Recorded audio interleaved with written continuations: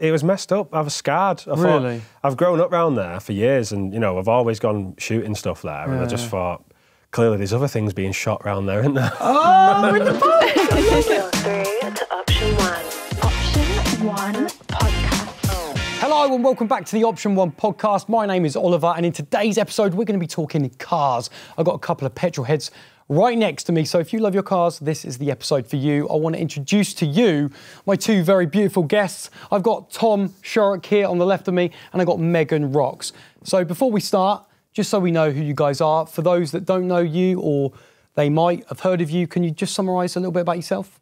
Yeah, I'm Tom, and I'm from the north of England, so apologies for the accent. There might be a language barrier, so if there is subtitles in this episode, you might... I'll translate, it's all good. But no, I just mess around with classic cars, modern cars, tend to get my hands dirty with them, restore them, chop them up and do wild things with them, and document it on the internet at the same time with Instagram, YouTube, TikTok, and just try and do things like that, really, in my spare time. That's how, as far as I get involved with them. I love that. OK, and what about yourself, Megan? I'm Megan, and I've been at Babestation for 4 years nearly, and yeah, I'm just a little petrol head, like to go a little bit too fast. I can appreciate a good car. Don't know too much what's under the bonnet, but everything else I'm like, oh yeah, that's nice. Fantastic, I like it. Right, OK, how we like to do things here, or how I like to do things here, is we love some icebreaker questions, so just expect any randomness. These aren't too hard. This is just to loosen you up, get you in the mood. So here we go. First question I've got for you. All right. This is really important, actually. This is gonna tell me a lot about you. So this. Oh God. This is really important to me and my heart, actually. Right. Favorite car movie, Tom? Oh, do you know what? It was the Fast and Furious ones, but there's one I watched recently on Netflix, and you might be able to help me out with the name of it. It's the one with Henry Ford in it, and he's racing with that guy. Ford versus Ferrari. Yes. With Christian Bale. Yes, that's the one. That's a brilliant. It's that good. I can't remember the name of it. Yeah, it's that good. Yeah. Ford versus Ferrari, great film.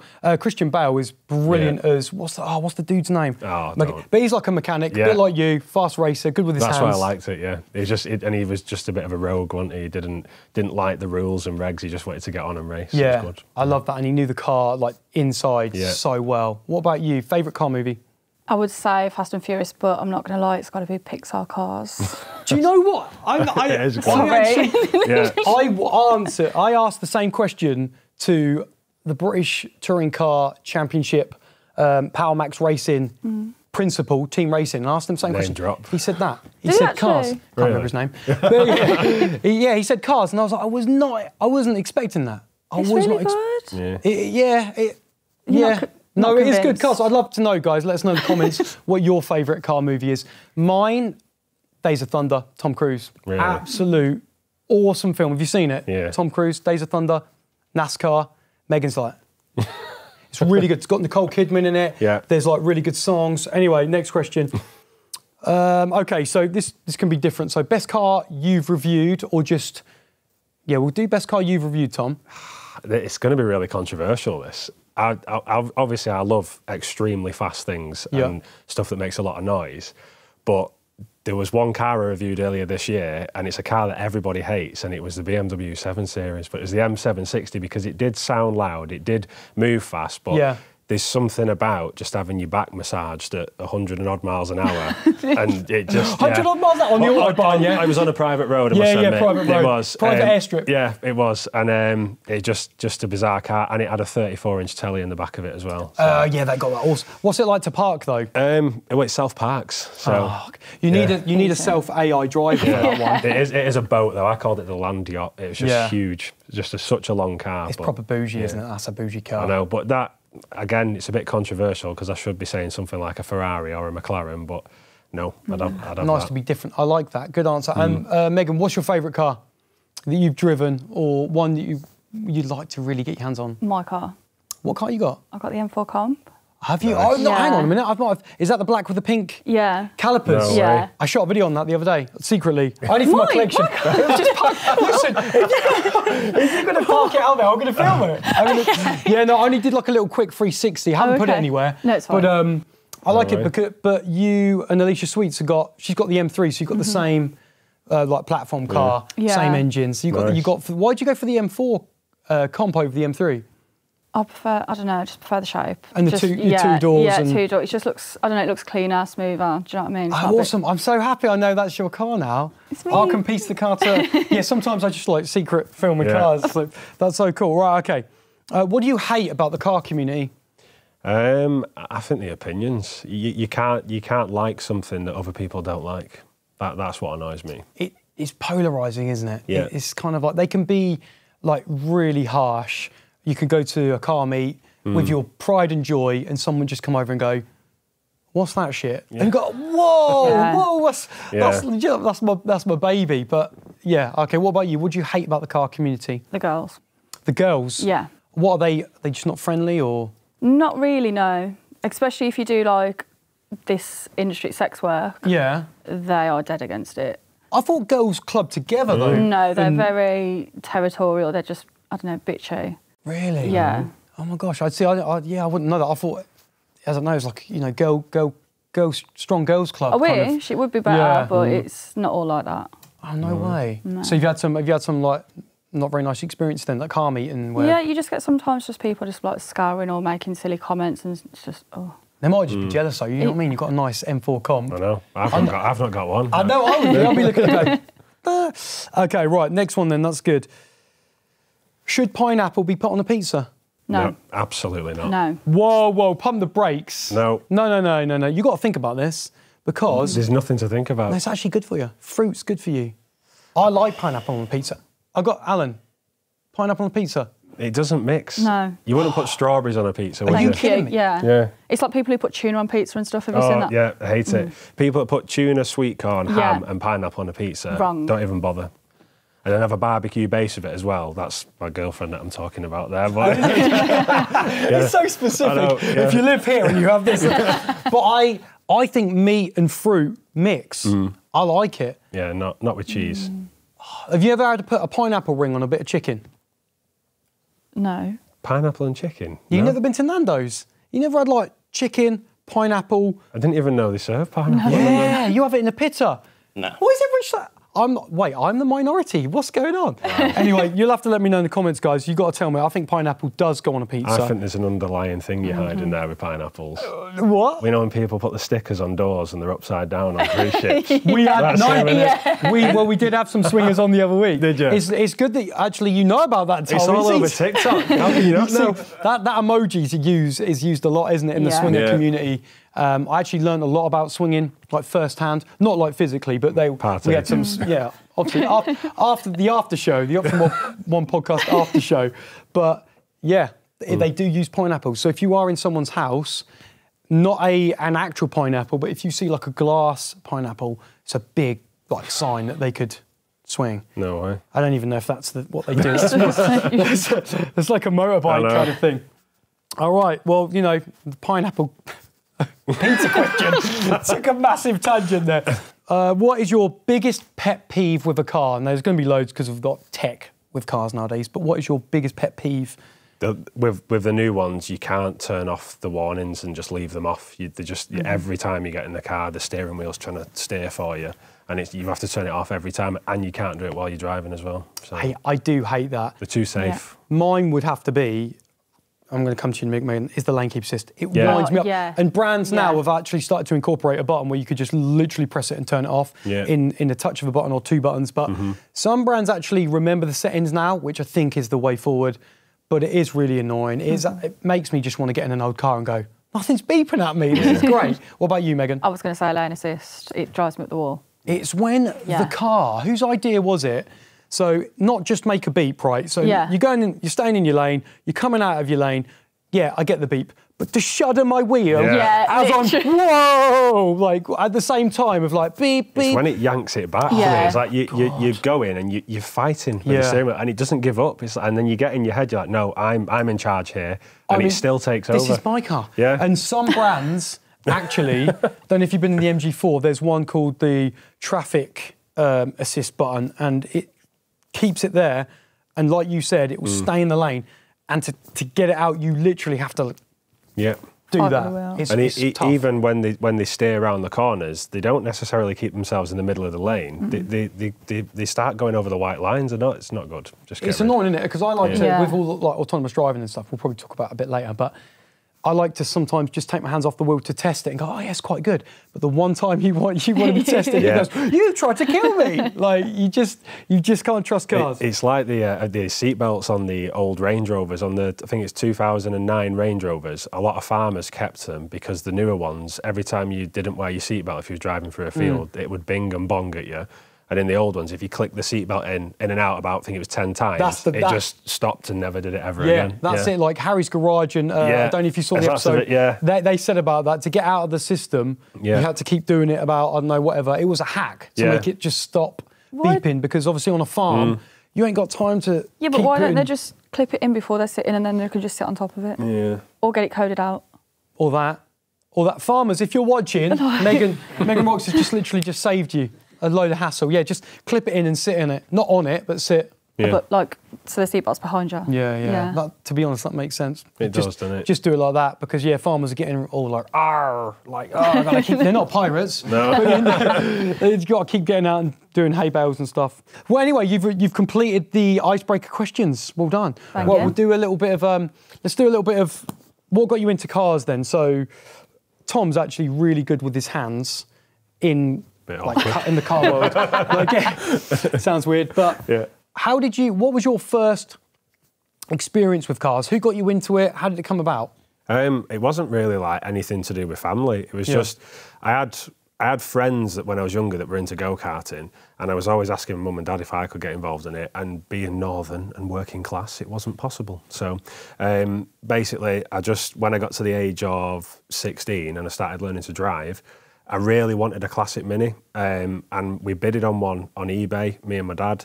I had an apprenticeship as an electrician, so I was earning quite good money. I could afford to buy it. I lost it on the bids, and the guy rang me and said, I can build you one. So it was called Ollie, still in touch with him now. He lives in a little tiny town called Fangfoss in Yorkshire, lovely place. And he set off on a mission to build me one. It took about 18 months. I had it done.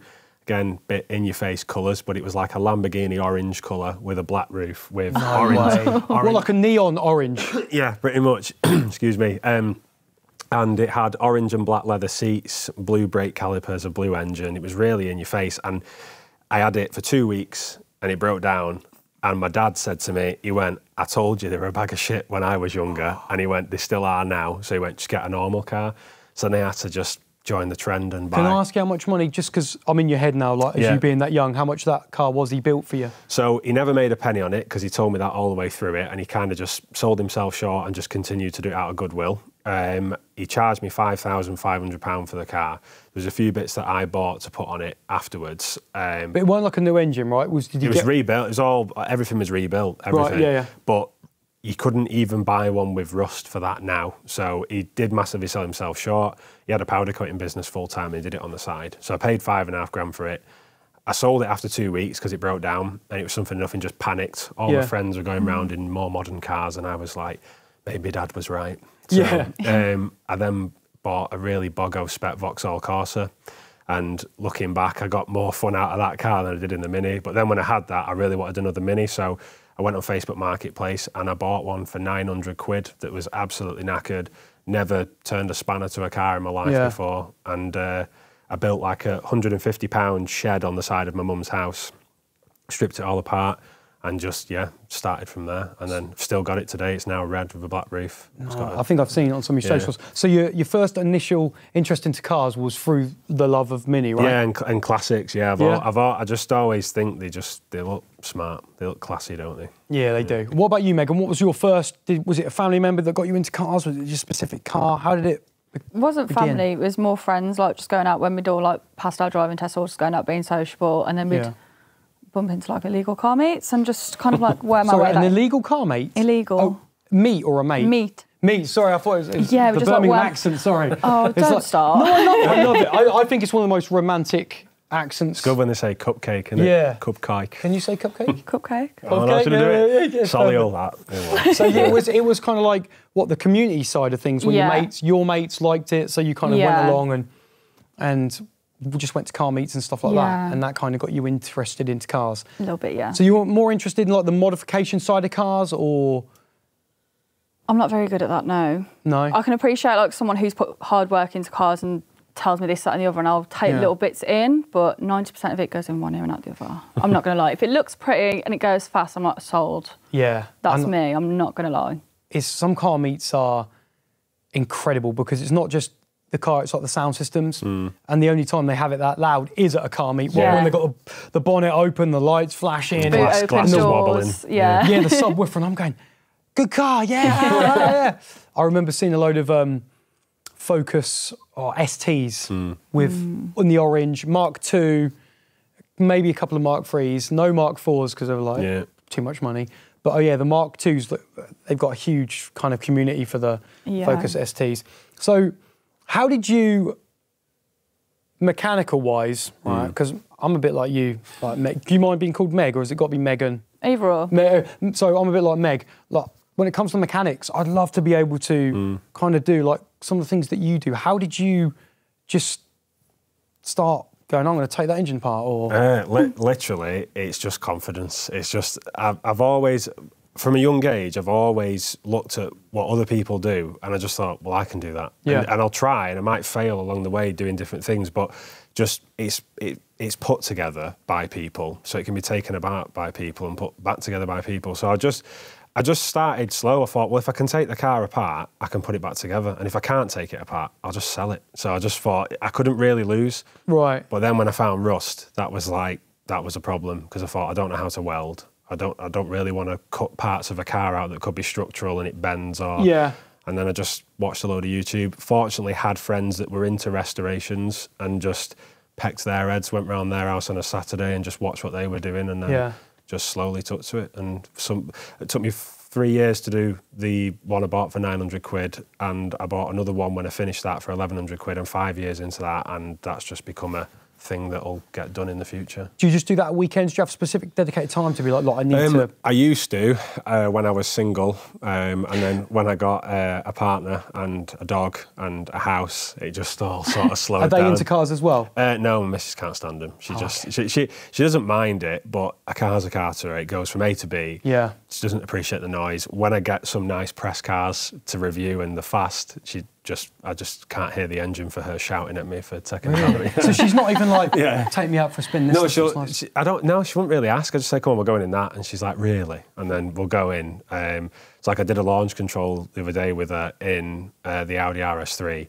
And she's shouting at me, just stop it, what are you doing? And I was like, well, you're supposed to smile and enjoy this. And it's like, this is like, it gives you a thrill. If you're a car person, it's hard to explain, isn't it? A lot of the thrill and excitement you get from a car. Like I know sometimes if I'm filming with a car video, sometimes I won't have any words. I'll just scream. Yeah. I was like, wah! And then you look back and go, how do I edit this? And then people come and go, you absolute idiot. And I go, I don't care, I'm driving an R8, mate. Yeah. Like, I'm just absolutely...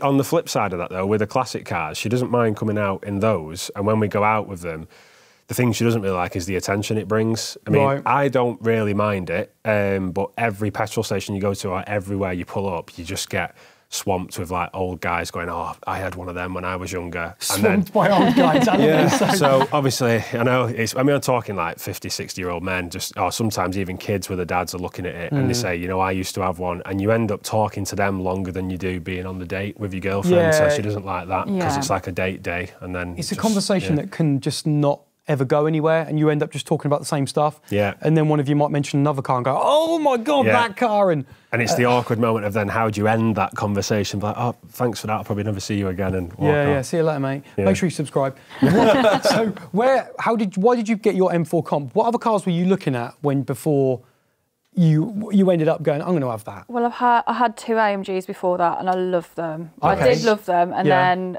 one of my friends, I'm not going to lie, and his girlfriend, they really convinced me. They're really big on BMWs. They were just like drilling it into me a little bit, and I was like, okay. So I went and test drove one, and I was like, not looking back now. I was like, converted. So I think BMWs are, everyone kind of says it, like the ultimate driver's car. There is something, and now with their updated infotainment, I think it's like the iDrive 9 system now is just. The two is your one. I think it's the two screens. Has it got the updated? Yeah. So you've got the two screens that join. Yeah. It looks great. and Hans Zimmer, well, not in your one, but Hans Zimmer, the movie dude who does all the music, does all the electric noise of the cars. I don't know if you've been in the new IX or the orchestra stuff. It is weird. I mean, we're going to talk about electric cars now, but the noises of those BMW electric cars definitely like excite me. Like, you want to just shut up and listen and go, what? And then you've got all these options to choose. I like it when they're giving us a little bit more gadgetry and not just going, it's just a car. Because some brands give you an electric car and then like, where's all the gadgets? And there's none. And it's just like, oh, okay. So electric cars, are they the future? Do you like them? Megan? No. Why don't you like them? I just can't stand them. Boring. What? Boring? What? Just no noise. I don't care if there's buttons inside that give you sounds inside. There's no noise outside the car. It's boring. Have you drove one? No, I don't want to. I don't want to. No, I don't want to. No, because I was the same as that. I couldn't stand them, and to be fair, I wouldn't buy one. But when I had no choice. I asked a brand for a car to review, and they gave me an electric car, and I was a bit like, really, it's boring. But when I got in it, I started to understand it, and you mentioned you like fast cars. Yeah. The speed that the electric cars deliver, especially the performance ones like the Porsche Taycans, I guarantee your car would not keep up with it. And it is a different experience, but it's boring. It is boring, but you need to drive one. But you need basically, when you get in your first electric car, it's like being on a roller coaster. So I remember, I think the first one I drove that had instant torque and a real power, because some of them are quite progressive. Yeah. You put your foot down, you're like, oh, nothing happened. It was a Tesla Model 3 Performance. And going from a stationary position to just jabbing your foot down and your head going, like you're hitting the back of your... What does it do? Yeah, like literally. And the thrill like is there and you're like, oh my God, this is quite nice. But they are quite numbing. What I love is character, and obviously growing up with cars, classic cars, the mechanics, the cogs working, the noise. And a lot of electric cars now are trying to fill that kind of void by giving you a noise or even fake shifts like the Ioniq 5N, which I haven't had a go in yet. Cheers, Hyundai. Yeah, brilliant. Yeah, I couldn't get on the list. Anyway. I spewed up in that. Say again? Not in the car. You spewed up? No, I didn't spew up in the car. Oh, okay. But when I was at the SMMT... You with Jim? Yeah. Oh, I see, yeah. And I went out in that car and I was trying to film the person driving with a gimbal, and the gimbal wasn't playing ball, so I'm trying to control it looking at this tiny little screen, the car on the hill route, you've probably been on it. Yeah. And he did one lap and I was like... I'm really not good. And then the second lap, he said, I need to do one more. I said, absolutely not, get me out. And I was on my knees on the floor for half an hour, just dry retching, just because of the G-force in that car. Why didn't we film that? Why did you film that? Honestly, it's unreal. Savage, But the video that he put out, there's nothing of me doing that, because I got to the point, I just turned the camera off because I couldn't, it was so... Because you're looking one way as well, because, It was so bad, but the speed it delivers again, I know you want to drive it, but take it on a bendy road like that and be a passenger and just try not to be sick, because that is a weird car. I don't know if you've seen the Ioniq 5N. It's just an electric car they've tried to make really performance, and it sounds like a car, like really revvy, and it's got fake gear shifts. Yeah. It's really expensive as well. It's gone up against a Lamborghini SVJ, hasn't it? It's was it the Aventador? Yeah. CarWow did a video on it. It went up against it, and it was literally millimetres between each other. Really? Yeah. That's the thing, though. I mean, because you can argue yes or no. Well, obviously, you said no. No to electric. You wouldn't have a car. What about the environment, though? Do you care about that? We're all dying anyway. Come on now. Sorry. It's not my problem. I'm not going to be here. This is why I want opinions. Exactly. You're not going to be here. No. If you have kids, it's probably going to be after the kids, their kids. Kids. Do you know what I mean? But look, listen, people have opinions. What's your opinion on EV? Because you said you wouldn't have one. So I think they're sold to be this green thing, and they're not as green as they're made out to be. They're absolutely brilliant for somebody that does probably 10 miles a day driving to work. Yeah. But you know yourself with the stuff you do with cars as well, the distance that we probably end up driving, and I happened to do a road trip in one. I mean, it did prove its worth, but it was still the anxiety of, have I got a charger to go to? Yeah. I mean, we did 330 miles in one day to 5 countries, which you know about. Yeah. And it worked, the whole mission worked, but there's also cars you can buy a 2011 Passat and put 70 quid's worth of diesel in it and do the world records 1,600 miles on a tank. Yeah. So it's not green, and the energy it's involved in making them far outweighs the stuff that it's going to save the environment with. And to me, I hate to say it because I've called people out on this in the past, everyone calls them disposable cars, and I kind of think they are, because you don't keep your iPhone for the rest of your life, do you? No. And technology comes out fair. so quick. And where are all the batteries going? A lot of them Exactly. can be, some of them How can do be you get rid of recycled, lithium? but a lot of them go landfill, don't they? Yeah, and have you seen the lithium farms in America? The colour of the water, that it looks toxic. Don't drink that. Yeah, neon green. I know. Yeah. Sounds like a Simpsons episode. And not only that, a lot of people don't talk about the weight of an electric car. And they got tyres. They got brake use pads. more tyres. Do you know what I mean? Like that, all those elements. Car parks still go into multi-storey car parks can't environment. take the weight of them, can they? You know, I think the new car parks being built now, they all have to factor that in. But the older car parks, I know in some areas they've actually said you can only park the electric cars on the ground and first floor because they can't take the weight. Yeah, multi-storey car parks now. Yeah, because they're like double the weight of a normal car. The multi-storey car parks, we keep making cars now like bigger and bigger, wider and longer, and then the multi-storey car parks don't change. The spaces and don't change. they're concrete, right? And they've got massive high. So I only really want to go in there in like a Kia Picanto. Same with garages as well. It's like you buy a new build house. Yeah. I guarantee you couldn't get your car. You couldn't park your car in a new build single garage and get out of it without dinging the door. No. I don't even think you could get out of it, and that's not me being mean, because it's true. the smallest of smallest people couldn't get out of it. Yeah, BMWs are known for that. Like they'll have a new 3 Series and it'll be so wide, it ends up becoming like a 5 Series, and then they're always making them wider and longer. But that's another thing, look, because car parking spaces they've done, obviously now they make them a bit bigger, but stuff like the NCP car parks in London, Birmingham, whatever, that's hard driving a bigger car in those sort of things that we don't think about. What about? So we've kind of spoke about obviously electric cars. It's a big no from you. I don't actually have a home charger anyway, but I actually do think if you buy an electric car, it should come with a home charger when you buy one. Some do, don't they? No, but I mean, and installation. I mean, I'm not saying about paying on a day, because if we buy a car and we can drive that car, we can fuel it and we can go and do a service. But an electric car, you need a home charger really to operate that car. Because, for example, when you go to charge an electric car, I've had a problem where I've gone there and the charger's broken. You know, like, and you go, oh, I've got 5 miles left, I'll go to another one. You go to another one, someone's already parked up. He's not going to do 10 minutes, he's going to do 45. And then you go to another one, you've got 1 mile left, then you've got to scan. There's an argument there where it's a little bit too hard to just kind of go out and charge your car.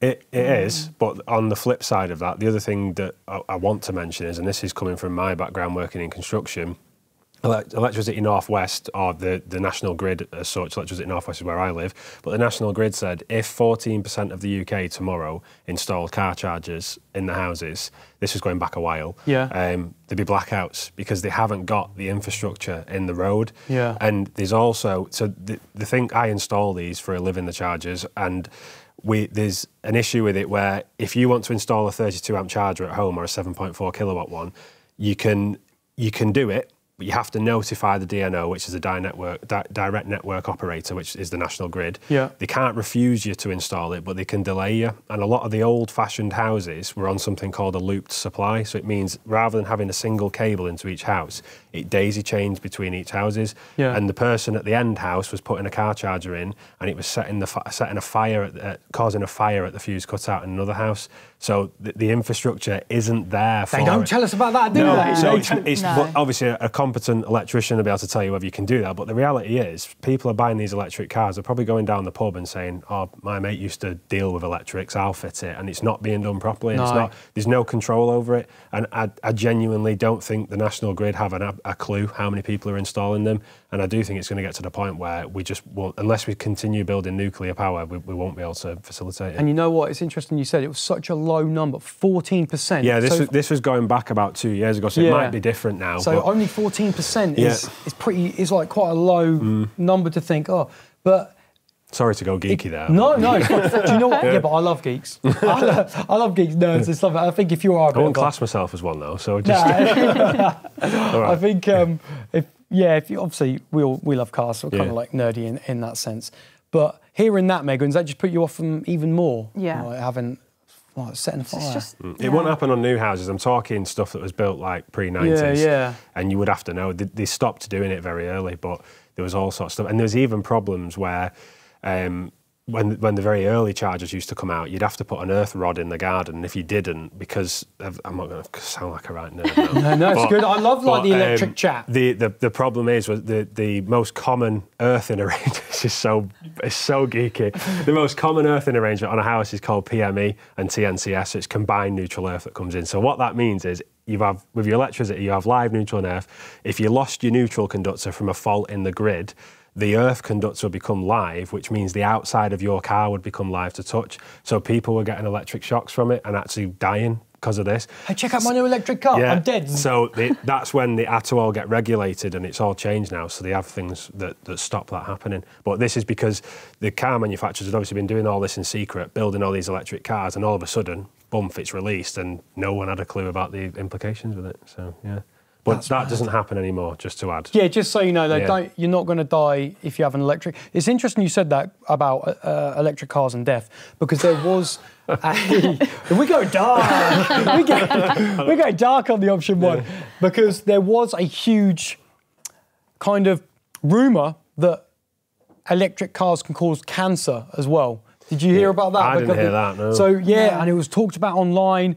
And they were saying that being that close, the radiation from the battery was making people unwell. And then people did get involved on board and said, that's actually preposterous. But again, I think it's from people that just don't want to drive an electric car or just immediately hate on it. You know what we are like in society. Someone comes up with something new and we're like, no, we don't like change. We don't like change. It's like, electric cars are around now, and then people say hydrogen's the answer, and then you go, well, that still works off of electric as well, and they're like, no, they just keep jumping to new things. But talking about hydrogen, do you think that is the future of like cars? No. I think diesel's going to come back. Yeah. I have 2 diesel cars. I love diesel. I do. I drive a diesel car as a daily driver. The power of it, just a trailer stuff with it. I couldn't do torque. Look, I could go on about diesel as well, like you. I'm passionate about diesel because, and also you look at the stats, like the SMMT stats, which is the Society of Motor Manufacturing Traders. I'm glad you told me because I didn't know that. I won't make you say that. It's a mouthful. But it's shown that diesel cars, because of the government's pushing towards hybrid and electrification, are so low. So if less and less people are buying diesel cars, there's not going to be a demand for the fuel as much. So if we go against the grain and you go to diesel and everyone's getting petrol and hybrid, then surely diesel prices should drop, so you're getting a lot better value for money. But not only that, diesel engines do not have the same stress that a petrol does. They rev a lot lower, you've got a lot more torque, you can sit doing 70, doing about 1,500 revs, and they last. It's proven. I've seen a Golf with 750,000 miles, and you probably get like 1 million on them now. So a little bit like what you said, diesels could be the future. Although, is it NOx? There's a. I think the fumes are. I don't think they're as bad as they make out. It's all marketing and propaganda. Everything with green is marketing. There's buses driving around London now with log burners. Do you think they're safe? And then they've got a massive black cloud coming out of the back of them. I've got a log burner and it never pumps black smoke into the air. It's carbon neutral because the trees grow, they produce oxygen, you chop the wood which produces carbon dioxide, and then the trees suck it back in to produce oxygen. So it's all carbon neutral. And I would say diesel is, I know it's fossil fuels, but you're producing carbon dioxide. All we need to do really is just plant more trees. That would solve everything. Yeah, that's what we should just every weekend just make sure we're planting some trees and stuff. I'm sure that's Megan, what's your thoughts on diesel cars? Have you ever had one? I've never had a diesel, no. No. Okay, that's just killed my convo. Yeah, sorry. But would you ever, if you had a family, you're going on a long trip, you don't want to take your car, right, because it's an M4 comp, luggage isn't really there. And what do you mean? Well, like I said, if you've got a load of people you're taking with you, can't get luggage in the back. Can't get much in that boot, can you? Yeah. Yeah, but I'm talking like a big family. Okay, let me say You've got like about 5 to 6 people come with you. You've all got a suitcase. I can't get 6 people in there. Yeah, I know. That's what I'm saying. So if you don't take the M4 Comp, Yeah. and you got to take a family car, what I'm saying is, would you appreciate having a diesel is going to get you good MPG and Yeah. and I efficiency would. wise, Yeah. you'd maybe go for it then. So if you could have another car, for example, like a family car, and keep the M4 Comp, what one would you go for? To take on holiday? Well, yeah, like SUV, Well, whatever. obviously it's going to be the family car for that, but I'd be dying to get home. Yeah. To get back into my own car. So that, yeah. Yeah. Okay. I think you love the M4 Comp, I don't do, you? yeah. You love the petrol. It's my baby. Yeah, it is, isn't it? So we have a little chat. Yeah, so we were saying hydrogen. I don't think it's. I think it's going to be a bit of a, because it's too flammable, isn't it? It's and it leaks. Yeah. And I think there's 3 ways you can harvest hydrogen. There's like grey, blue, and green. And 2 ways is carbon dioxide it into the air. One is into the ground and hide it. And then the green way, which is the best way. But again, I think it's quite hard. It's compressed as well, isn't it? So it's under high pressure, so Yeah. it's explosive. So if you have a crash, it's how do you mitigate that? Yeah, and also it's not as efficient as battery cars. They did Yeah. like a graph, and battery cars seem to be like the most efficiency. But I just think people just are trying to, they see hydrogen cars being made, and they're pretty expensive. Speaking of electric ones, have you seen how much they cost to charge up? What, hydrogen? You know, electric ones, when you were saying before about when you go to a service station, Yeah. you'll know. I genuinely couldn't believe it. I pulled in into a service station near home to charge a Porsche up, pulled in, plugged it in, left it there for 40 minutes to charge up. When I come to the end of it, it said estimated charge bill, 87 quid. Yeah. And I was like, £87 for a 180 mile range. I can put 90 quid in my truck and I can get 500 miles out of No, it. I know. See, this is where I think charging outside your home It's not worth is a it. lose-lose. Yeah. You need to be charging at home on a late-night tariff. Yeah, But 7p a kilowatt. This is something else I learned as well. So I spoke to, because when you get a car loan, a guy comes and drops it off, and normally you have a little bit of a chat with him. And he said he bought an electric car. It was a Kia Niro EV. And he was told by, I think, Opus Energy that he could get a certain tariff. Anyway, he didn't specify what electric car he had. And then it found out that that tariff was only for specific electric cars. And I was like, this is another thing you need to think about. So he'd go, I bought a Kia Niro EV and you told me I can get 45p. But they're like, oh yeah, it doesn't work with that Kias. Our infrastructure doesn't talk to Kias. So we can only offer you this tariff. So there's loads of other elements when you think, I'll just buy an electric car and I'll charge it up at home. I'll get a cheap tariff overnight. But it doesn't actually work like that. No. You've got to do a load of other research to see what tariff and what brand of car you've got will actually talk to each other, because some chargers won't talk to the other one. But for me, I'm impatient. If I hate filling up fuel. I'm like, this is taking too long. Is there a trigger I can push this to get the liquid out faster? Like, so for filling up with fuel, if I can't charge a car at the same 10 minutes or less, I don't want to know. I've got somewhere to be.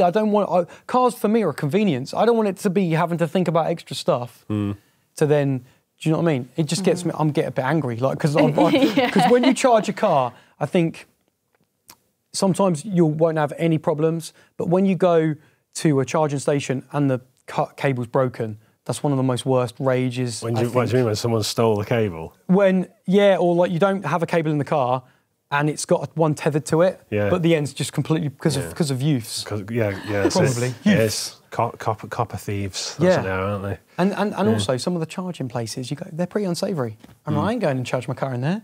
It's just in a random car. There's no like security. If you could have them literally like at petrol garages, I think it'd be all right. They're well lit. They've got like, a little person and stuff. Now moving on, actually, I want to ask you a few questions about. I like to talk a little bit about what's trending. So recently, a robot has been given realistic skin to make it kind of like more human-like. Do you think we should be making robots like more human? Because obviously it could be quite confusing as they start to play a role in our lives. Megan, you're like, no robots. Would you have like, because obviously Tesla have got robots that they're like developing, would you have like a robot helper in your house? No. Why not? They're coming for they're coming for us now. They're coming for us. Yeah. It's Terminator 2 Judgment Day, Megan. Facts. I am robot. So you don't trust them. What about, or would you like a robot to drive you around? No. No? You really against robots? Yeah. Okay. Like robots, you see these watching this, self-drive they're cars? No. Like have you seen them self-drive cars? Like no. Yeah, I love the what's it mode in the Tesla? What's it called? Just the pilot. I'd love to hijack one of them and see what happens. Not like, you know, if it was in controlled circumstances, but like, you know, if you got in a taxi. You look like a criminal mode. No, yeah. I've thought about being a hijacker. No, all right, Tom. No, do you know what I mean? When you see videos of people getting in them and there's like, there's no one to say hello to, I'd like to see what would happen if you got in the driver's seat. Like, is there something that stops you doing it? It would probably give you a shock. Do you reckon? Yeah. Have you ever seen the film like Total Recall when it goes, "This is a Johnny cab," and that is exactly. But it's a fake. Instead of having no one, it's a fake. It's just that there's nothing stopping you getting in the driver's seat. I mean, the driver's door, I imagine that's locked. But what's stopping you climb over or yank the steering wheel? That's your first thought. I'm going to get in. I'm going to get in the front. I'd like to know what happens with that. It's like because. Probably electric shock, mate. Well, are you telling me you're going to get in a car? Like, I don't know if it's the ADHD in me. I am undiagnosed, by the way, self-diagnosed. But I'd love to know what would happen. Because if you're going to get in that car and there's nothing driving it and the steering wheel's going mad, surely the inner kid inside you is going to be like, what happens if it's like how many times have you wondered what happens if you press the stop button on your car while you're on the motorway? Yeah. The engine stop button. You know, you want to do it, but you don't do it. Or just any red button. Yeah. That someone says, don't touch that. And you go, well, and there's like a missile. Or the car is going around the corner left and go, well, what happens if I grab it and go right? Is it going to fight me? That's what I want to know. I want to see someone do it. Maybe we could get one of those cars and you know what? And then we'll do a test, obviously on private, on your private farm. Millbrook will do it. Yeah, we'll do it. Or your farm that I got you when I was a genie. Well, we've not had the bottle of the lamp yet. What? So, are you for robots having like human faces? No, I don't really agree with robots. You don't really do. I don't agree with them. Oh, okay. In factories and bolted down to the floor, not free to walk. Like the Tesla one, you wouldn't have one of them in your house. No, it's like when we had that horrible, controversial illness that came here 4 years ago and stopped the world in panic. They had robotic dogs running the streets abroad, didn't they, telling people to get in. It's just, it's freaky stuff. Is it freaky? You're both freaked out by robots then? Well, there's no control over it. What happens with robot strength is hydraulic strength. And, if they look like humans, let's say you went in a bar and someone picked a fight with a robot. I thought you were going to say chatting up. I thought it was going to be, what if you're chatting up, you go back, no robot. Yeah. Oh, it's a robot penis. Yeah, touching the bearings. Yeah, but you're a mechanical-minded guy, so I would be thinking you could just take it and program it yourself. No, because that's like proper geeky wizard stuff. Yeah, but you're a car guy. You could just take this. That's why I do old cars, because I don't have to mess with ECUs. With the electric. So you're big against. Okay, so you're against the robots. Any robots listening, I'm for you guys. Just don't come for me. Okay, this one's really trending at the moment, and there's no way you have not heard about this. But Hayley, forgotten your name, your surname, Hayley, the Huac Tour girl. Yeah, what's the surname? Welch, isn't it? Welch, Hayley Welch. He knows her well, obviously. Yeah. Straight in there. As soon as I said Hayley, it could be Baldwin, it could be like... It's been big discussion on building sites, that. So, literally, the Huac Tour girl, she got asked a simple question from another YouTuber, just saying, what are you good at in the bedroom, right? But this could be anything. And she went on and said... what she said. Me personally, I would say tidying up. I love a real neat room. So I would say I'm really good at tidying up. That's what I'm good at in the bedroom. I want to know what you are good at in the bedroom. Right. What would you say? I'm gonna keep it PC, but I welcome any other answers. I'm good at not making the bed. Not making the bed. So just whipping it off you and getting out. Shower, done. See you later. Come back and then hating myself for not making it in the morning.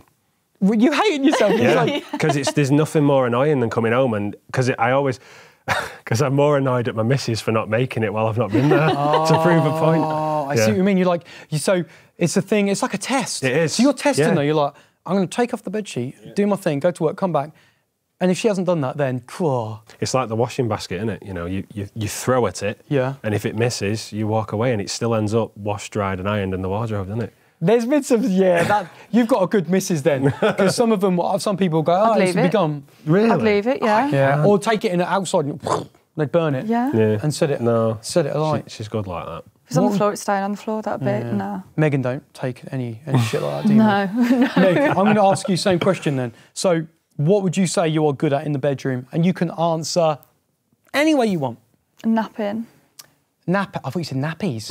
I was like, God, no. I thought you were going like some of that weird fashion, like nappies. Napping. Yeah, I love a good nap. Oh, okay. Well, just like a midday nap where everyone's at work, and you're like, I give myself. Because I sleep better in the day. I don't sleep at night. Obviously, because what you do, right? Yeah. So I always have a good nap in the day. They say like a good little 10, 20-minute power nap I know, can really like 4 rejuvenate. hours. 4 hours. Yeah, 4 hour nap. Yeah, that's like okay. Yeah, that's a shift, that, isn't it? Yeah. Do you ever get to have a little power nap with what you do, working in? No chance. No chance, mate. No, I just literally.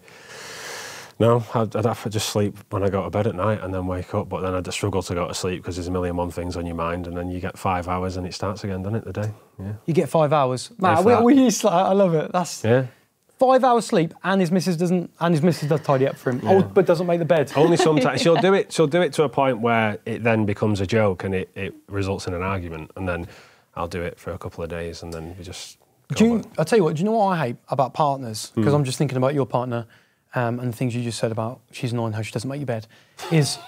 Our bed. Yeah. Mate, you'll go home and you should saw it in half. 2 singles now, Tom. Cups. Yeah, Cups. She's bad for that. Cups on the bedside cabinets. Yeah. I'm talking about, like, Okay, you go up right, there and there's like 5 different cups, some with water, some with coffee, some with tea, and you go to the cupboard and there's no cups and they're all on her side because that's a big thing, cups. Does she do that yours? She's terrible for that. I think it's a woman's thing, normally you know? wine glasses. If she's gone to bed with a glass of wine or something at a weekend, you'll be looking for a wine glass at the end of the week. Where is it? And it's still next to the bed. Tom, can you just tell me, just in case she watches this, what is she good at? Absolutely everything. Just want to, No, I mean it. She's good at it. She's No, he means that. She's a solicitor. She's I brainy. love that. Just because I don't want to like pick on like she's not very good at making the bed and. No, that's me. That. Nah, I know. I'm only messing. Yeah, no, she's good. I like that. Good at everything. She makes a house a home. Oh, now he's going really That's wholesome and be like, Yeah. I just can't survive without her. I couldn't. Yeah. I wouldn't be able to do half the stuff I do if I didn't have her. Yeah. And you got to look after the dog as well. Well, yeah, I still do that, but we share that. But it's like, I don't have to worry about what's for tea. Come home and it's done. That's it. That's definitely handy. You've got to eat. What about you? Are you a cup hoarder on the bedside? No, I have a bottle of water, like a big bottle of water. I do, yeah. Yeah, I'm not going to lie. If I miss the bin though, I'm a bit like, like when you're half asleep. Yeah. Stumble over it in the morning. Maybe, yeah. What's your biggest pet peeve in a partner? What is something that a partner does that just winds you up? Oh, breathe. Really? This is why I'm single now. It's like you wake up and like, oh, he's alive. Oh, I know, I've got a pillow here. So Yeah, really, no. yeah. Do you really? So why is that? Is that just? Are you quite a stubborn person? Yeah. You just you don't want it. You don't like back if they Like back if chat you. Or... if I'm in bed with something and they're breathing, I'm just, no. So you're not like a hugger or anything. Like... Get away from me. Like, Really? yeah, I'll probably like kick you with my foot to like just shoo you out the way. Oh my god. So do you like cars more than men? Yeah. Pretty much. Ah, yes. Yeah. That's It's a shame so many men like cars, isn't it? Isn't it? Yeah. Well, you can take some car parts to bed. You know. What about you? What's your biggest pet peeve in a relationship or in a person that they do that will just wind you up? I don't know. I find it hard for because I'm quite not saying that I don't want it to come across wrong, but speaking strictly of me now, I'm quite motivated and trying to do everything that I want to do and conquering the world and trying to build my own business and do things like that. Yeah. I feel like when my partner's a bit like, we've not spent time together, I'm just like, what are you on about? And I get frustrated with it, and it is right. I should prioritise it more. But I think for me it's the hardest thing is being aware of someone else's feelings. Yeah, that could be like an ADHD thing, because I have like super focus when you're just concentrating on what you want to focus on. Yeah. But someone else is saying when it's your passion and you're trying to build something or you're trying to. So I can completely like empathise with that, but sometimes it is good. Family members, partners to kind of. I bet have you not experienced that with what you do for a living when you was going into that? Did you find people say, don't do that and all that? And Yeah, and then it's even though you want to do it, in your head it's the right decision, but it creates enemies, doesn't it? It's 100%. I've lost a lot of friends through Really? it. Yeah, a lot. Why? Just because of what you do, they disagree with it, or? Not necessarily disagree. More they'd rip the piss out of me, sort of thing. That's hard. Yeah. In what way though? Because it's a good source of income. Yeah, it's just like they'd be all nicey to my face, and then start little jokes, and then it'd turn into actually something. Okay, you're actually like taking the piss now. Like I'm all for laughing a joke, like I'm chilled. Yeah. But like when you start taking the piss, you don't cross the line. I don't like it. Were these like close friends? Some of them, yeah. But then they ain't your real friends, are they? No, that's what I learned. Do you know what I mean? Because it's easy to cut people out if they are going to act a certain way towards you in your career. You want to surround yourself with people, positive vibes, positivity. But then like now, when you're smashing it and you've got a car like that, guarantee when they're down the pub or something, they'll be like, oh, I was a mate with her and I did that, you know, I'm really proud of her and all that. And it's like the negative at the start whilst you're trying to build something. Yeah. And when you get to the point you've built it, they turn it around and go, oh, I worked with him or I was that. Yeah. And no one, success hunters. Yeah, but no one ever sees, because of social media as well, no one ever sees all the hard work and graft you do behind the scenes. No. You know, especially in like social media video production. All the kind of so jobs you have to do before you get a really good loan or a job that makes you money. They don't see that. They just see that success, and then they either hate on it or... We all say it at work, all the lads I work with in construction and that, we all say, and I don't mean to offend you when we say this, but we always say if we was a girl and we was attractive and we had a decent body, said we'd be doing OnlyFans, we'd be on Babestation, whatever we're doing it, because the attraction of money is there, and it's and you can, if you do it right, you can build a really stable income from it, you know, and do it that way. But everyone in construction says that. It's true though. A lot of lads do say that. Like some of my old friends used to say it, and I was like, well, you know, you could do it as a geezer. You could generally could, but there's some will say fish, it, but then will be a hypocrite about it, you know, because some people are like, if I was a girl, I'd do this, but then, I wouldn't date one. But you just literally said, But the thing is though, like, every minute you're not online working is every minute you're missing out on money, so you have to... I bet that really drains you. So that's why I'm up all night. What's your working week like then? Do you make content or do you just cam? I do cam in as well as content as well. So what would you like, normal working week? Well, Thursday to Sundays I'm here at the studio cam in, night time. Yeah. And then in the week I'm doing my own little bits of content, editing, scheduling, admin. How do you guys stay motivated? Because I know you're both, it's just you and you're making content. So, you know, what motivates you to go, right, I'm going to get up today, I want to make this, I've got this idea, because you can be creative, but you kind of got to be in the mood for it. How do you... If you lose any sort of motivation, that money starts dropping. It's horrible to say, but it's as soon as you see that money dropping, you're like, right, okay, pick it back up, got to get back up there. Like, you know, you've got to keep on top of your money. Yeah. Like, if you don't make money, you can't live. So the money is like pretty much the motivation behind the...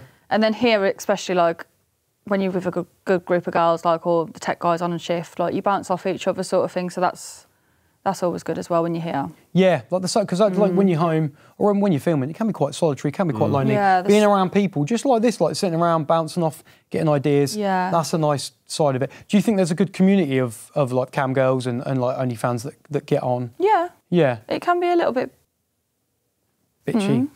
But I tend to keep myself to myself sometimes, but you hear certain people say certain things, and you're a bit like, oh, okay. And then you go to collab with them like the week after, you're like, oh, okay. So you just like keep yourself to yourself, but... Because it's quite competitive as well, isn't it? Because there's a zero... 100%. Everyone we always meet seems to be in the 0.05%.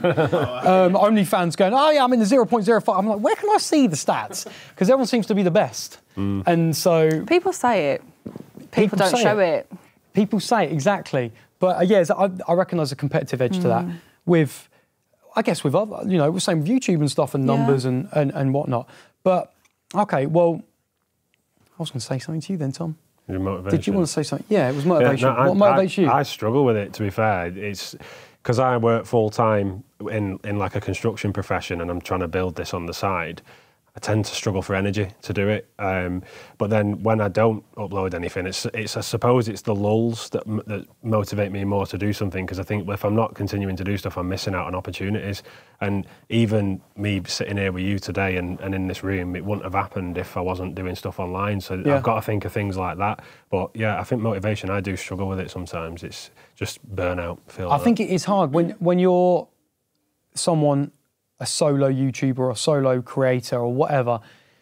It's like life, isn't it? There's always bad days, there's always good days, but the problem is with social media and algorithms, they reward consistency. So you're constantly beating yourself up saying, I need content. So therefore you then, you know, it's like mental health, isn't it? You're giving yourself a hard time. I need content because I know YouTube wants me to post weekly, or, you know, I have to do certain hashtags. So I can see that solo creators, you need to find like inspirational motivation. The value in it is different as well. Like, you know, the problem I have is I look at what other people are doing. So do you compare yourself? You know, when you look at other, constantly, that's hard. and it's bad. But the reason I compare myself is because I want to level up and do different things. But the stuff I compare myself to, I don't realise that behind what I'm watching, there's a whole production team behind it. Yeah. And it's literally me trying to do everything. And I might borrow my dad as a stunt driver to drive a car while I get some shots of it, and then edit it all, and voiceovers, scripts, like thumbnails. You're literally having to do everything from the point of thinking of the idea, going out to film it. Then you've got to try and edit it all together so it actually makes sense and keeps people retained. Then you've got to look at like the engagement and the marketing of it. You have to brand it all, get it out, and then if it flops, it's like. I know, and you've got to have so many different hats on, right? Yeah. Director, then you've got to producer, try and make script, money from it. Yeah. SEO. Yeah. Oh, you know, it's the emails I get from that, just because of how confusing they are. We can build your SEO straight away. I just delete it because I just haven't got I can't take, my head can't take on anything else. But yeah, the motivation is difficult sometimes. But I find I get more motivated when more opportunities come or I get involved in more things. But that's the hard thing. Yeah, it's always really nice because as a creator or a car content creator or whatever, when you're constantly reaching out and someone then all of a sudden extends you an invite, it's like a real weird, like a lovely feeling. You're sort of like, oh, do you know what? Because you are like, a lot of people say, oh, don't compare yourself, but I think we are, we're natural. It's a human thing to compare. So you always think, oh, you know, I reckon I could do that. Yeah. How did they get that? What have I missed out on? Did I not see something? But I totally get that. Okay, next one is, I want to talk about this. This is something I spoke to with George off set. Have you heard of Cycling Mikey? Yes. Can I just take a sip? Yes. We stay hydrated here on Shorrock podcast. Are you all right for a drink? Yeah, I'm good. Good, yeah. Megan knows. Yes, I've heard of him. Cycling, you're going to get really angry. Does that have to cool you down? Cycling Mikey. Breaths. So Cycling Mikey, do you know about him? No. So he is a dude that snitches on people in cars on their phones. Recess? Oh yes, I've seen Randall at a recess. Randall. So he's like, so he'll. I think he's on TikTok. So he'll cycle up, and then he'll video someone on the phone in a traffic jam or parked using their phone, and he'll say, right, I'm now reporting you to the police because you shouldn't be on your phone in the car. A lot of people don't know that I think his family or someone he knows died by someone using a mobile or a drunk driver in a car accident. So that's his kind of story. But do you think it's just a job's worth? What are your thoughts on someone coming up and videoing people and then taking it to the police and saying you're using your phone in the car? It's a difficult one, this, Come isn't on, it? Because I want you to be honest. Being brutally honest, if the phone is in the car and you're in standstill traffic, and we know what London's like, it can take you 2 hours to do a mile, and you want to change a song on you because it's easier to do it on your phone. You don't have CarPlay. Yeah, you don't have CarPlay. I don't see the issue with it. I understand it's against the law, but I don't see the issue with it. The way he does it is he's making money off someone else's misfortune, and then he's also putting them all over the internet for them to see. And some people that don't do content don't want to be on the internet. No. So they're then exposed to all this hate because of something they didn't ask. But then he'll just argue and say, well, you was on your phone, so you welcomed it.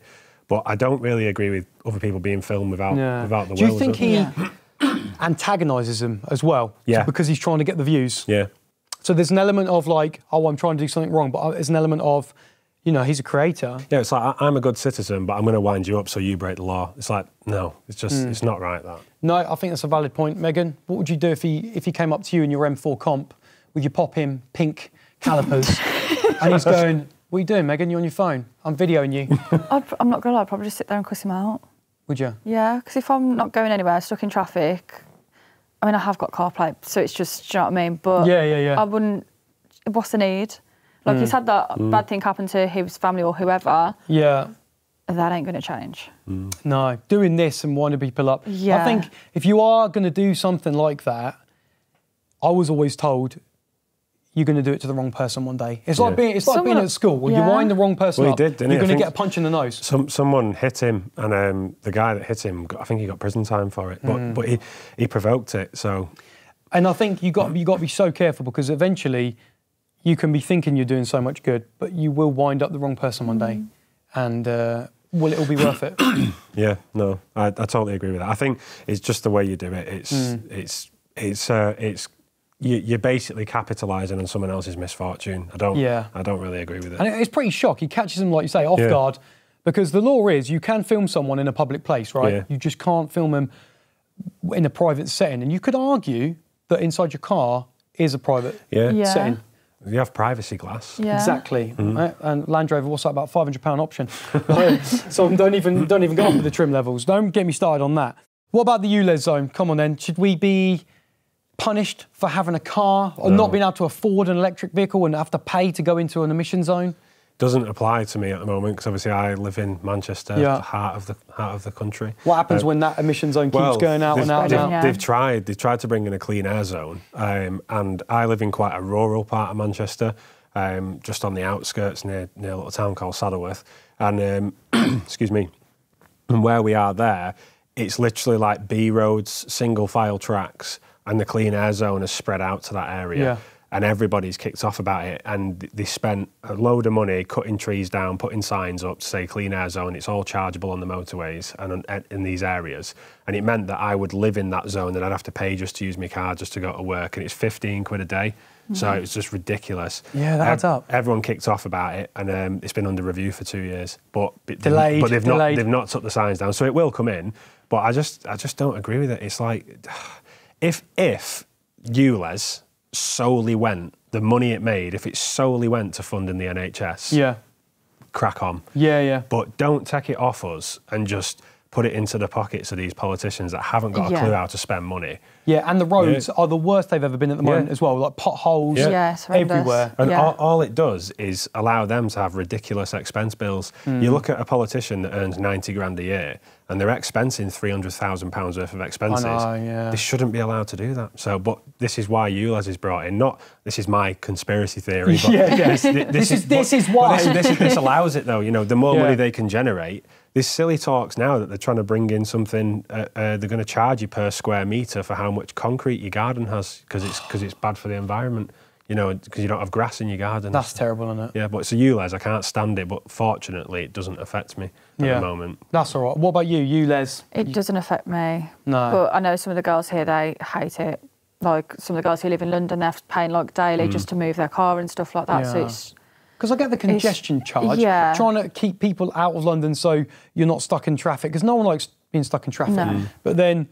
Now it's not just a congestion charge, is it? It's, emissions. You've got ULEZ and congestion, haven't you? Isn't it like 30 quid a day? Oh, man, it's going to cost you, isn't it? But is that even if it's parked up as well? Or is it if you drive past I think it's as soon as you... Because it's based, like the camera, like they'll have an ANPR, and then straight away they'll see if you've paid online. So if as soon as you cross any of those boundaries or the ANPR... Because I think there's boundaries in London where you can drive and you can kind of just miss it and not pay. But I think as soon as you cross it and they get you... There's people cutting down the cameras though, aren't there? It's brilliant, though. I'll tell you what, I've started to see this a few times. Blade Runners, speed cameras moved. So they're not on the road anymore. They're faced like... Oh, they're spraying them. Yeah, spraying them or chopping them down. Man. I'm not going to lie, I do like when I see them videos. Yeah, I don't condone vandalism, but that's constructive vandalism. I tell you what, it's a small win if you were going a little bit too quick, not saying that we have. But it's a small win if you go, I was facing the other way. Yeah. Thank God, It's a small fist pump. But it's just going to keep going up, innit? That's the thing. What cars, right, do you really hate and laugh at? They could be behind you in the wing mirror, and you look at it and go, I'm not letting you past. There's always a car, like for me, it's a Seat Ibiza FR. I look at it and go, no, get back in the slow lane. It's not happening. You're not coming past. But what about you? Is there just a car you look at and you go, I hate that? Deum it is. A Deum it is. Yeah. I don't. Are there any? There's not many around. Was it Daewoo made it, and then there's another company that made it as well, wasn't there? Yeah. Probably get corrected in the comments, but. Oh yeah, that's what comments are good for that. There's 2 companies made it, and then the other one, I hate those Renault Aventines. You know, the ones that look like the 2-door Renaults. It was like a Megane with it looked like a fish. Oh my, yeah. It was like a weird bit on. Yeah, like 2 cars in one. Yeah. Yeah. Those. Yeah, weird. Rare car, them. There's a lot of. This is what, again, like opinions, and it's all subjective. But what is it you hate as well? What's the worst car? You see it and you think... Either a Fiat 500 or a smart car. Fiat 500 or a smart car, there are loads of them as well, Fiat 500s, isn't there? I quite like them Fiat 500s. The classic ones, though, the small ones. They're not money boxes. Yeah, I know, but they're just... Yeah, you don't have when you see them one, in Italy, they look smart. No. Do you like the minis? Do you know, like the really old Series 1 minis, like that's what Tom had. You know, do you like those? Because they're tiny. Not particularly, I'm not going to lie, no. But they got massive. I mean, obviously, have you seen the Italian Job? And then, Yeah. and they did the new one with the new shape Mini. Yeah. How did you feel about that? It was quite a good film when it's in Venice. But yeah, no, I haven't got anything against the new minis. But again, when you was going on about stuff you hate about the car scene before, that is like, because I used to do a lot of classic car shows with a Mini, everyone would hate the new minis. But I'm just like, the old ones wouldn't have the following as much as they did if the new ones weren't out. Yeah. So, And it's crazy. Everybody loves Mini. Like, to be honest, there's not many people that I think actually hate on them, because look how far they've come and look what they are now. And when people get rid of their Mini, I guarantee most of the time they're getting a new Mini for that Mini. Yeah, or they'll get rid of it and 10 years later they'll regret it and get another one anyway. Yeah. So. Or they'll go to the Cooper or the Clubman or do you know what I mean? Because there's so many different, and to know that obviously it's all BMW infrastructure now, you know, it's all good. So you really, what would you say your worst car was? It was Fiat or a Fiat 500. Oh man. Or a smart car. Or a smart car. I'd love to know little. what you guys think in the comments on that. What is your worst car? Car you just absolutely hate? You'll have to let us know. So Tom, what's this dogging about then? Because I've been watching some. So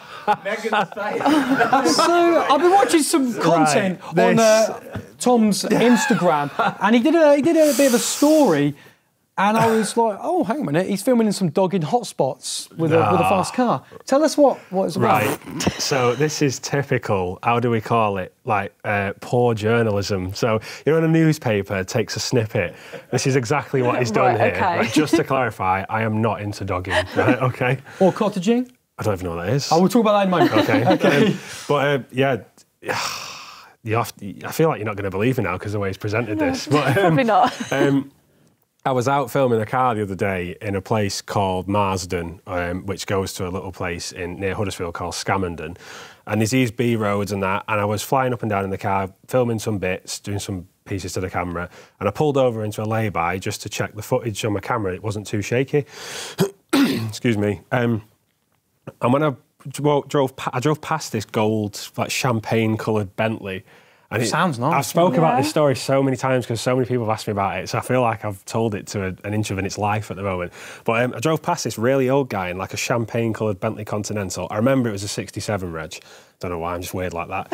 So I turned around at the top and parked in this lay-by. Next minute, he drives past me and slows down and looks at me. And I thought, I was in an Audi RS3, so I thought... Did you wink at him? Did I bollocks?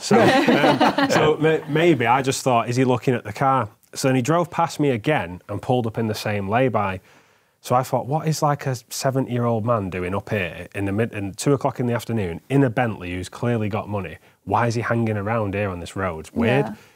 So he drives past again and flashes me. So I thought, weird. So he drove back and then he come round this road and he pulled up next to me. And I'm looking, I'm thinking, right, I'm getting a bit freaked out now. I thought, he's an old man. I thought, it can't really cause any harm, but it's just about what he's going to ask. So I thought, right, sod this. So I drove off. So I thought you were going to say, he's an old man, he can't cause any harm. I'll invite him. No. I'll invite him to park up. No. So, so I drove off. And then as I drove off, I seen this other old guy sat in a lay-by. And then I went to this other lay-by. He pulled next to me, this other guy. And I thought, this. So I drove off again. The guy in the Bentley comes past again and flashes me, and I thought, there's something not right here. So anyway, I finished what I was doing, and as I drove off, and I was on the way home, I just seen all these old random guys just parked in laybys, and they just kept driving between them all. So I got on Google when I got home, and apparently it's a really common dogging spot for old gay men. And you've been filming there? Filming around there. Yeah. So. They wanted you to join in. I know. Well, I think when he was flashing, I think it was more like, are you up for it? Sort of thing. I said to Tom off cam, are you going to stop filming there then? And he went, no. Absolutely not. I can't. I was there first. Nice. So, like, with dogging, basically, because a lot of it is like watching, isn't it? Like, I don't know. No, me neither. But, Megan? But, no, I think, it's about, I think you flash to kind of say, because normally it's like a sexual act, and then you flash, but you don't have to get involved. It's just like watching. So if he did park up, Tom, and he just said, I see you've got an Audi RS3, it looks pretty cool. Can I offer you some money to sit in it? What would you say? Absolutely not. Knowing what I know now, no. But you just said he was a little old man and not... No, he wasn't. He was... he I'm not going to comment on that. I was going to say, you got his watching. I think, he was like, he's got in his head, I could see he's really left in the... No, it was messed up. I was scarred. I thought, I've grown up round there for years and, I've always gone shooting stuff there and I just thought, clearly there's other things being shot round there, isn't there? Oh, in the pubs! I love it. So you just sped off, launch mode? I just went off casually and then started to question why there were so many weird... horrible looking. It must be weird though when you're around that, and then it was 2 o'clock in the afternoon on a Monday. It's like, what are these people doing? Because normally, if you get flashed right, people help you out with police. Yeah. Do you do that if you go past? But I knew it wasn't that because I'd already drove past him parts up on his own, and he just kept going past. It was just man. Weird. And now you can't stop thinking about it and dreaming about it. Well, it was in the back of my mind until you brought it up. It was in the archive on Instagram. But he podded that and like compartmentalised it in his brain, and I brought it up. Yeah. So, but I thought, no, I got to mention it up because you put it on your Instagram. So I thought, it's fair game. He wants people. And to there was a about lot of people that did message back saying. When I put that thing on, they said... And when you out again? No, they turned around and was like, yeah, we've heard about this, so it's bad. But then it's apparently, you just have to Google the area and there's a full thing dedicated to it. And there's even people saying when it's busy, when it's not, when there's more females there. Yeah. It's like a timetable. Dogging reviews. Yeah, that's what it was like. And it was like, if you want girls, go this time. If you want guys, go this time. And I must have sadly been there on a guy's day.